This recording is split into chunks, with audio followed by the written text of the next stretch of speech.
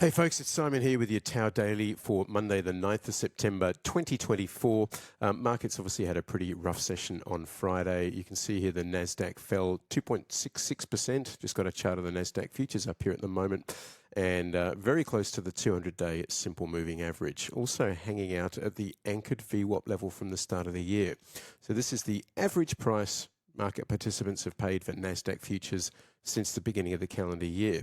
And this is often a level that can act as an area of support that can be defended.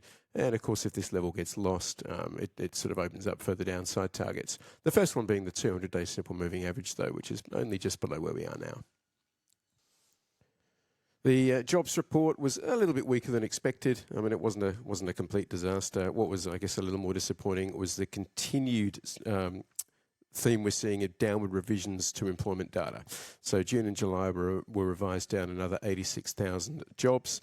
And what we've seen is really a pretty consistent pattern of downgrades to non-farm payrolls data since January last year.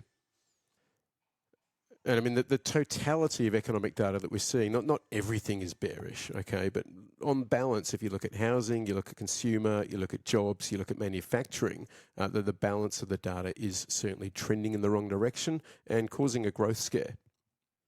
Whether this growth scare metamorphosizes into a recession is the question. I would say there is a greater chance of that happening than not.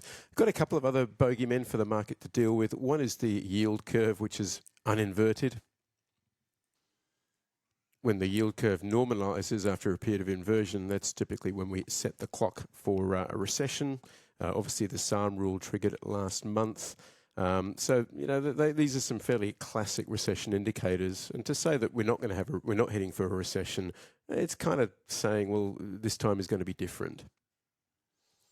In terms of market action, well, the Nasdaq futures are currently up about 0.8%, so that will leave people feeling a little more bullish. But what we've seen recently is the following pattern. We get a big flush, a few days of stability, excuse me, big flush, a few days of stability, big flush, a few days of stability, even had a pretty decent rally there. Then we had kind of a big flush. This was the great yen carry trade unwind panic of 2024. And then we sort of went up in a straight line. And then what we had here was a big flush, a couple of days of stability, big flush.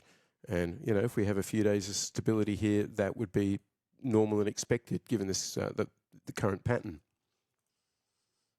Okay, so I don't think I'm going to be buying this dip. I think we could see another leg down, at least one more leg. I wouldn't be surprised if we retest the the August low at some point. Volatility is still somewhat elevated. You know, the VIX is still above 20. The put-call ratio is still showing a lot of length in this market. I'd like to see a lot of this length get cleared out and even see a bit of fear in positioning before being more confident of calling a lasting low. The market has moved into a negative gamma regime. It will be volatile. It will be choppy. Try not to get chopped up. Only trade when you've got a high probability setup, and above all, don't chase. That's what I got for you. I hope it helps, and I'll catch you tomorrow.